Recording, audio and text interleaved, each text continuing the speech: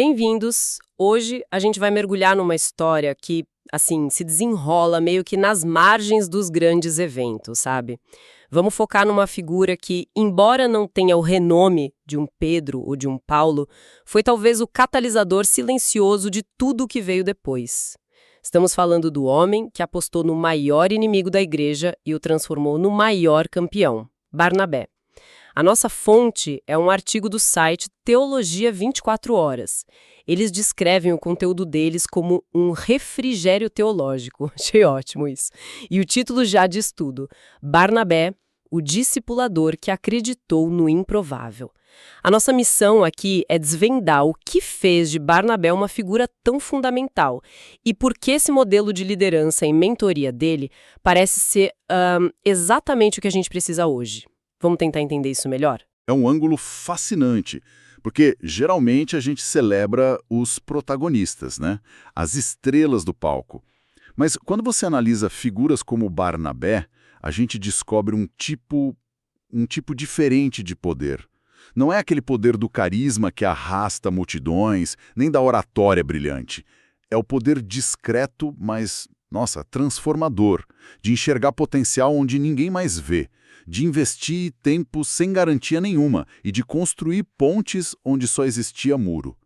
A história de Barnabé é, em essência, um estudo de caso sobre o impacto profundo da mentoria genuína. Então vamos para o começo dessa história, que começa num clima, assim, de puro pânico. Saulo de Tarso, aquele homem cuja reputação era de violência, de perseguição implacável contra os cristãos, de repente aparece em Jerusalém e ele alega ter se convertido. Diz que teve um encontro com Cristo. A reação dos discípulos, e dá para entender, é de medo absoluto. E não era um medo comum, sabe? Não era só uma desconfiança.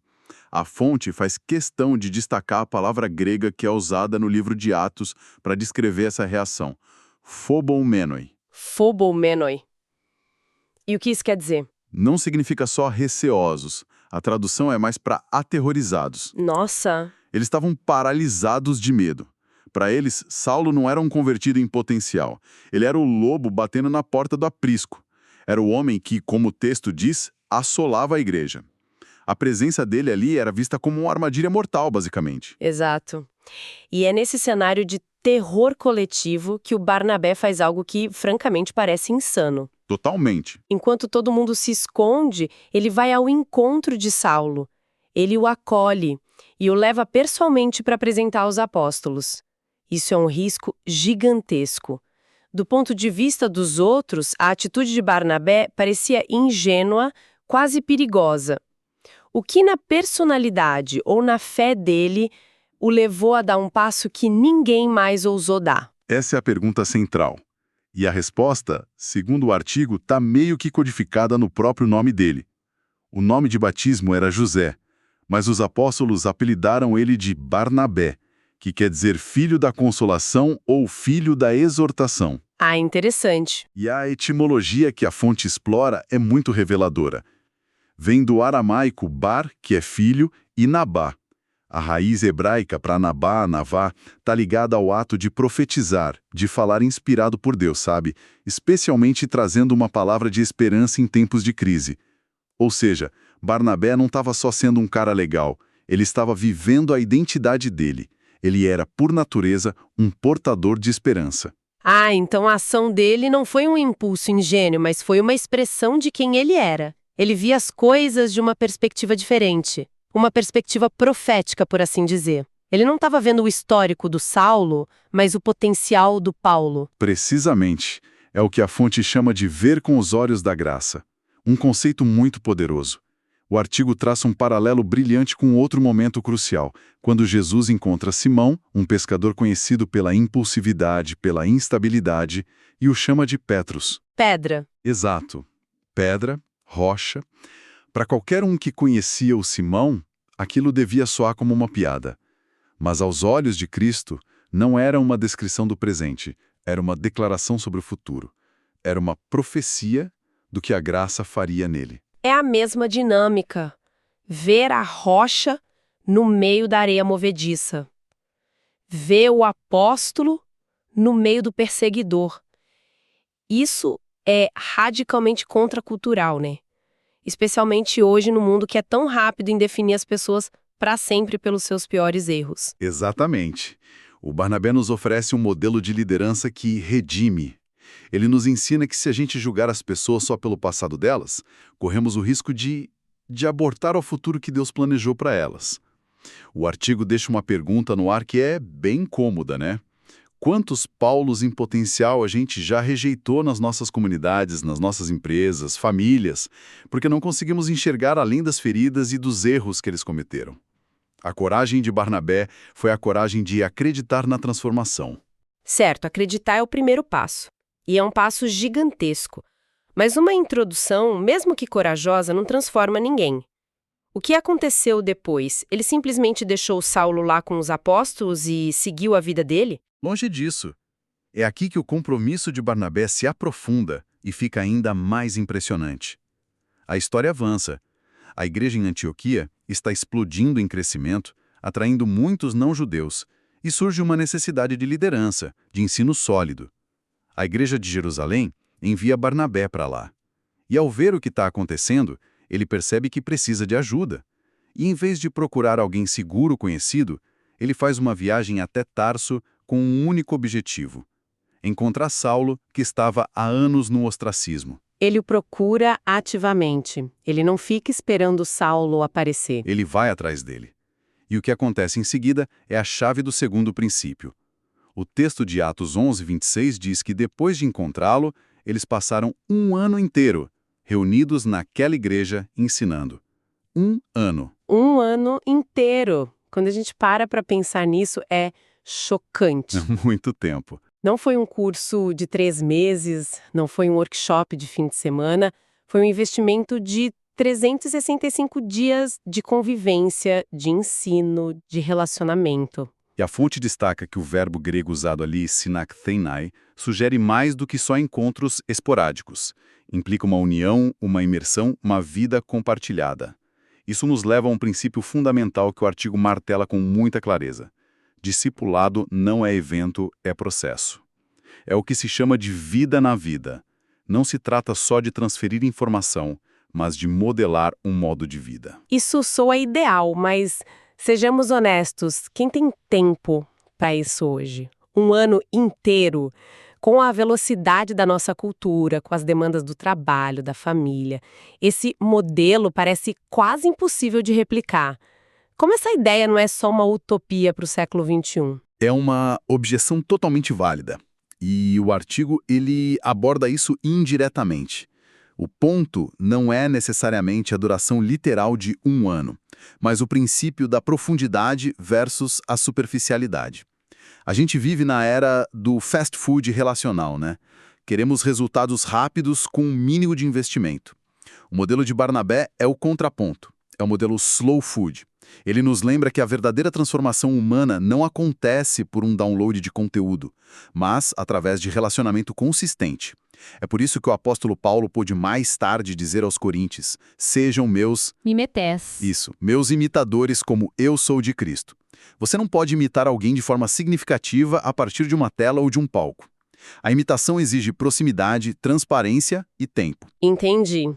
Então o problema não é o tempo em si, mas a nossa aversão ao processo. A gente quer o fruto sem o cultivo.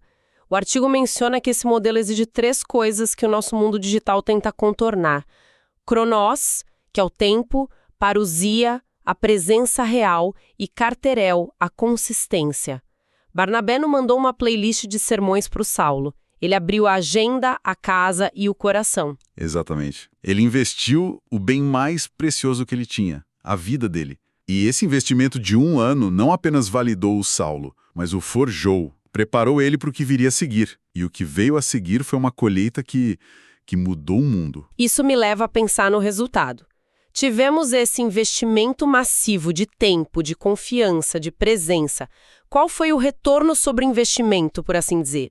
O que realmente saiu desse ano em Antioquia para justificar um esforço tão grande? O retorno foi exponencial. E esse é o terceiro pilar do modelo de Barnabé, a visão da multiplicação. O resultado não foi só um Saulo melhorado, O resultado foi o apóstolo Paulo, o homem que plantaria igrejas por todo o Império Romano, que confrontaria filósofos em Atenas e que escreveria 13 cartas que se tornariam a base da teologia cristã. A influência de Bernabé não terminou em Paulo, ela explodiu através dele. Ele não estava só formando um seguidor, ele estava capacitando um líder que formaria outros líderes. Esse é o ponto crucial. O gênio de Barnabé foi investir em alguém que se tornaria um multiplicador. Isso se conecta diretamente com a ordem final de Jesus em Mateus 28, a chamada Grande Comissão. O foco não é só fazer discípulos, mas ensiná-los a guardar tudo o que eu vos ordenei. É um processo de transmissão completa de vida e valores, projetado para ser passado adiante. E a gente vê Paulo aplicando isso perfeitamente quando escreve a Timóteo, seu próprio discípulo. O que de mim ouviste, confia-o a homens fiéis que sejam idôneos para também ensinarem os outros. É uma cadeia. Uma reação em cadeia de mentoria. Exato. Barnabé para Paulo, Paulo para Timóteo, Timóteo para outros homens fiéis, que por sua vez ensinariam outros. É um modelo de crescimento orgânico e exponencial, não de adição. Perfeito. E não há só uma teoria bonita. O artigo cita uma estatística do Barna Group de 2020 para trazer isso para a nossa realidade.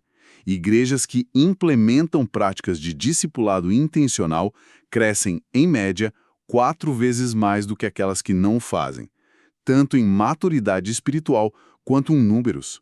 O modelo funciona. Isso solidifica o legado de Barnabé.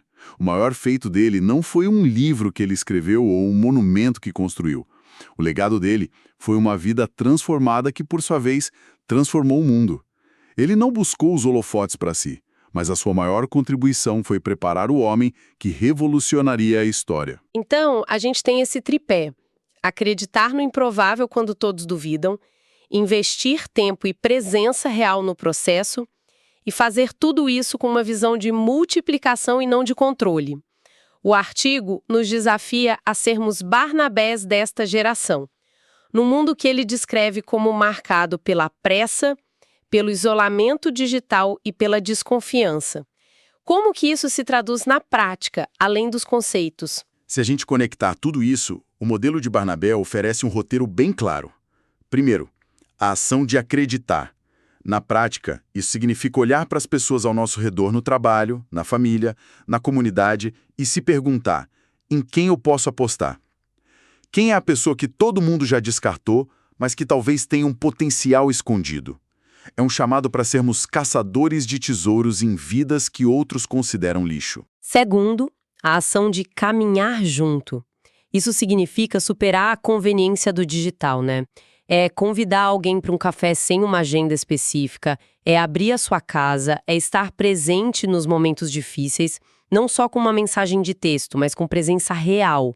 É a decisão consciente de investir tempo, o recurso mais escasso que a gente tem, na vida de outra pessoa. E terceiro, a ação de multiplicar. Isso nos desafia a medir o nosso sucesso de forma diferente. Em vez de perguntar quantos seguidores eu tenho, a pergunta se torna: quantos líderes eu estou formando? É uma mudança de mentalidade, de construir uma audiência para capacitar um exército. O objetivo não é que as pessoas dependam de nós, mas que elas se tornem tão capacitadas que possam, por sua vez, investir em outros. É pensar em legado, não em popularidade. A fonte termina com uma analogia belíssima que amarra tudo isso de uma forma muito poderosa. Sim, é uma conexão final que eleva todo o argumento. O autor volta ao significado do nome Barnabé, filho da consolação, e o conecta ao nome que Jesus dá ao Espírito Santo no Evangelho de João, Paracletos. Paracletos. É uma palavra grega riquíssima. Significa aquele que é chamado para o lado de alguém, para consolar, aconselhar, fortalecer e defender. O Espírito Santo é o nosso acompanhante divino. A conclusão do artigo é que Barnabé, em escala humana, encarnou o papel de um paracletos para Paulo. Ele foi chamado para caminhar ao lado. O convite final, então, é que a gente seja essa presença consoladora e fortalecedora na vida de outras pessoas. O que fica para mim depois dessa análise é que a verdadeira influência talvez seja muito mais silenciosa e relacional do que a gente imagina. Numa cultura obcecada por métricas, por alcance, por impacto visível, a história de Barnabé é um lembrete de que o maior legado que podemos deixar é invisível. Está na vida transformada de outra pessoa.